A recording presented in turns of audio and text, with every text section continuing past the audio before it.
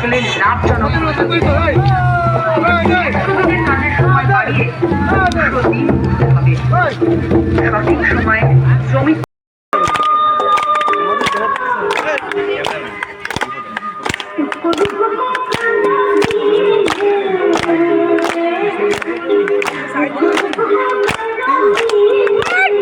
नमस्कार प्राइम सादरी में रोरमन के स्वागत है। रोरमन के साथ मैं रजिंता तिर्की आज हमरे मन उपस्थित हुई जही बानरहाट में, जहां DYFI डेमोक्रेटिक यूथ फेडरेशन के तहत जो इंसाफ कर जो पद यात्रा निकल जाते, ये यात्रा विगत 3 नवंबर से कुछ बिहार से शुरू हुई जही। आज ये पद यात्रा बानरहाट में पुगलक तो ये पद यात्रा के तरुण संघ मैदान से स्टार्ट करके बाजार होते हुए फिर ये रैली के हाईवे तक लानल गेलक। तो आवा हमरे मन ये विषय के लिए जाने का प्रयास करो कि ये रैली कार्यक्रम पीछे का उद्देश्य है, का मकसद रखे ना। तो रौरे मन जुड़ल रहो प्राइम सादरी के साथ में, देखते रहो प्राइम सादरी। जोहार। উঠবে সেইগুলো ওই 14 জেলার নবান্নকে ঢাকবে। এত দূর ক্ষমতা আমরা নিয়ে এখান থেকে কলকাতায় যাব।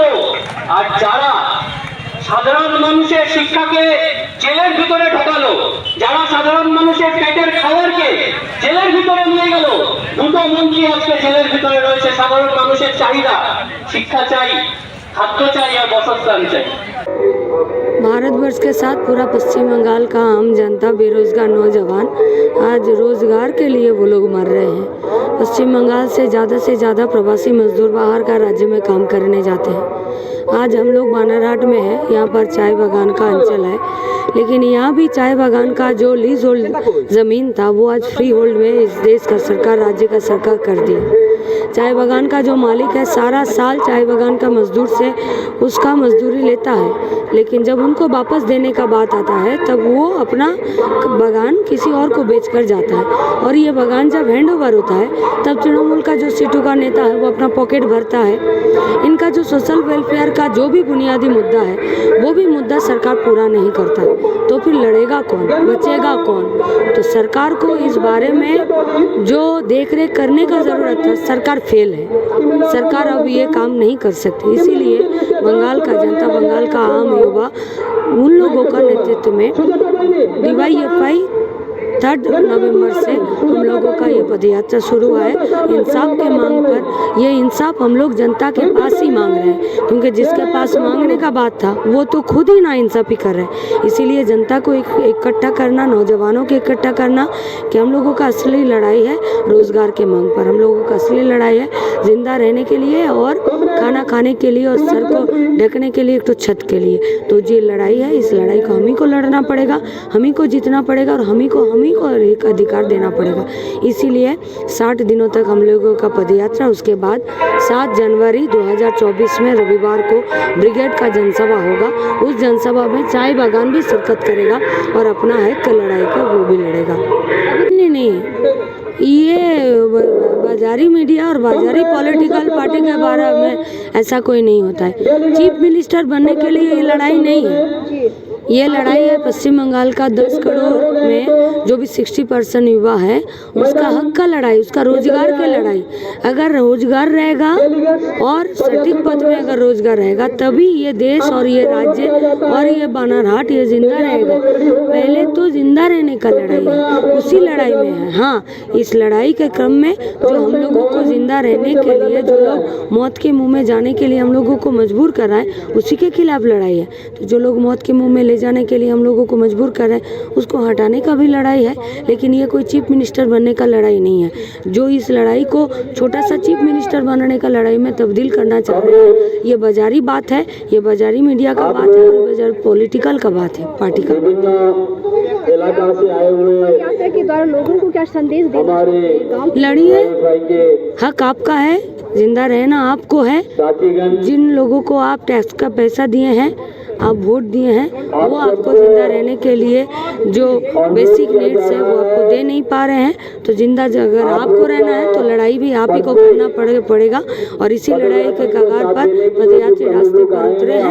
आप भी आइए। कितने लोग आपको आपको नहीं, DYFI को, युवा ऑर्गेनाइजेशन, पूरा पश्चिम बंगाल का जनता रोजगार के हक में यहीं आएगा। कितना होगा ये तो गिन कर नहीं आ सकता।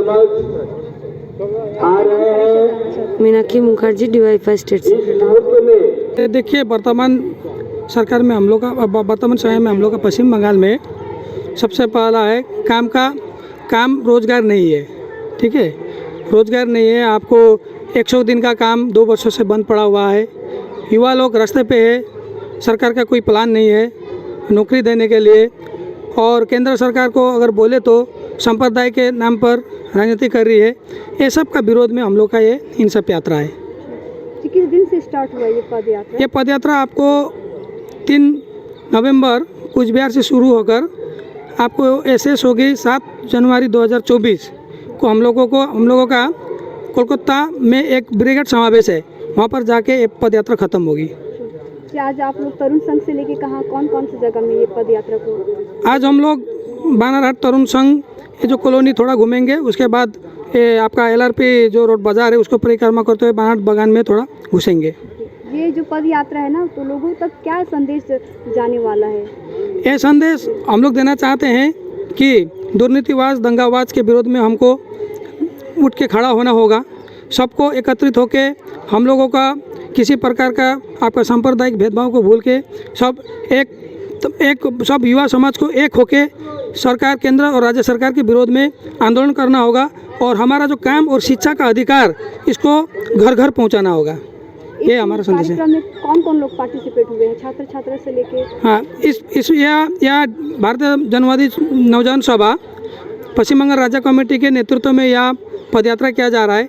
इसमें हमारा पश्चिम बंगाल DYFI का राज्य संपादकीय कॉमरेड मीनाक्षी मुखर्जी और प्रेसिडेंट लगायत राज्य के नेतृत्व एवं विभिन्न जिला के और लोकल स्तरीय नेता लोग इस पदयात्रा में शामिल हुए हैं। सर, आपका नाम और परिचय? मेरा नाम गोपाल शर्मा, मैं DYFI बानारहाट लोकल कमेटी का सेक्रेटरी हूँ।